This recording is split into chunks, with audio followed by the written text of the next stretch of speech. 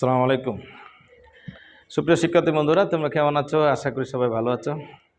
আল্লাহর রহমতে আমিও ভালো আছি। আজকে তোমাদের সাথে নতুন একটা ভিডিও নিয়ে হাজির হয়েছি আমি, মোহাম্মদ বেলাল হোসেন। চলো আমরা আজকে যে বিষয়টা দেখাতে চাই সেই বিষয়টা নিয়ে একটু কথা বলি। গত ক্লাসে আমরা আলোচনা করেছিলাম কিভাবে আমরা এক্সক্লেমেটরি থেকে অ্যাসার্টিভ সেন্টেন্সে রূপান্তরিত করব যদি সেন্টেন্সটা হোয়াট অথবা হাউ দিয়ে শুরু হয়। সেই টপিকটা নিয়ে গত ক্লাসে কথা বলেছিলাম। আজকে আমরা কথা বলতে যাচ্ছি যে এক্সক্লেমেটরি সেন্টেন্স যদি ইফ, উড, দ্যাট, হ্যাড, এরপরে ও দ্যাট এইগুলো দিয়ে যদি সেন্টেন্স শুরু হয় তাহলে আমরা কিভাবে অ্যাসার্টিভ সেন্টেন্স গঠন করব সেই টপিকটাই তোমাদের সামনে আজকে আলোচনা করব। প্রিয় শিক্ষার্থী বন্ধুরা, যারা এখনও আমার চ্যানেলটিতে তোমরা নতুন আছো বা যারা এখনও সাবস্ক্রাইব করোনি তাদের কাছে আমার একটাই দাবি থাকবে, তোমরা এই চ্যানেলটিকে সাবস্ক্রাইব করে নেবে। ওকে বন্ধুরা, চলো আমরা শুরু করি কিভাবে আমরা এক্সক্লেমেটরি থেকে অ্যাসার্টিভ করব যদি সেন্টেন্সটা ইফ, উড, দ্যাট, হ্যাড দিয়ে শুরু হয়। আমি এখানে যে সেন্টেন্সগুলো লিখেছি একটু লক্ষ্য করো। প্রথম যে সেন্টেন্সটা লিখেছি এখানে শুরুতে আছে ইফ, এরপরে সেন্টেন্সটাতে শুরুতে আছে উড দ্যাট, এরপরে হ্যাড, এরপরে ও দ্যাট। এই যে if, would that, had, O that, এই যে সেন্টেন্সগুলো আমরা শুরু করলাম এই শব্দগুলো দিয়ে বা ফ্রেজগুলো দিয়ে, লাস্টে আমরা যে চিহ্নটা ব্যবহার করেছি সেটা হচ্ছে এক্সক্লেমেশন চিহ্ন। দ্যাট মিনস এটা হচ্ছে এক্সক্লেমেটরি সেন্টেন্স। এই সেন্টেন্সগুলো হচ্ছে এক্সক্লেমেটরি সেন্টেন্স। তাহলে ইফ দিয়ে, উড দ্যাট দিয়ে, হ্যাড দিয়ে বা ও দ্যাট দিয়ে এক্সক্লেমেটরি সেন্টেন্স শুরু হলে এটাকে যদি আমরা অ্যাসার্টিভ করতে চাই তাহলে এই রুলটা ফলো করবে, যেটা আমি এখন লিখতে যাচ্ছি। প্রথমে আমাদেরকে লিখতে হবে সাবজেক্ট প্লাস উইশ, এরপরে আমরা লিখব সাবজেক্ট প্লাস এক্সটেনশন। অর্থাৎ এটি হচ্ছে তোমার অ্যাসার্টিভ সেন্টেন্সের স্ট্রাকচার যদি আমরা if, would, that, had, O that দিয়ে সেন্টেন্স শুরু করি। প্রথমে আমাকে সাবজেক্ট লিখতে হবে, যে সেন্টেন্সের মধ্যে থাকবে যে সাবজেক্টটা সেটা লিখতে হবে।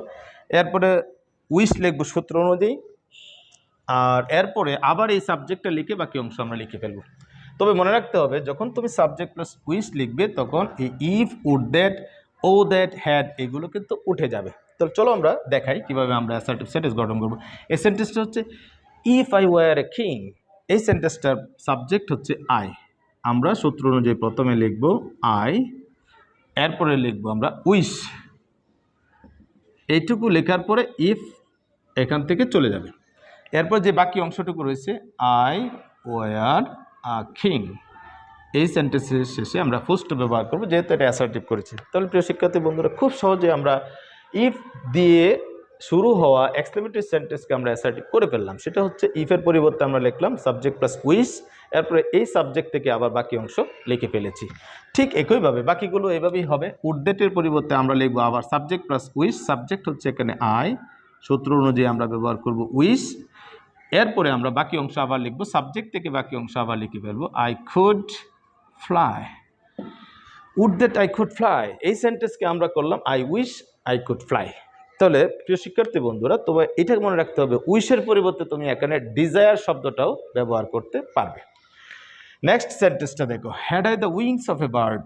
এই সেন্টেন্সটাকে যদি আমি অ্যাসার্টিভ করি প্রথমে আমরা লিখব সাবজেক্ট প্লাস উইশ, এরপরে আমরা সাবজেক্ট থেকে বাকি অংশ লিখব I the wings of a bird. এই সেন্টেন্সের মধ্যে একটু মনে রাখতে হবে যে তোমাকে ওই যে হ্যাড দিয়ে যদি এক্সক্লেমেটরি সেন্টেন্স শুরু হয় তাহলে এই হ্যাড কিন্তু উঠে যাবে না।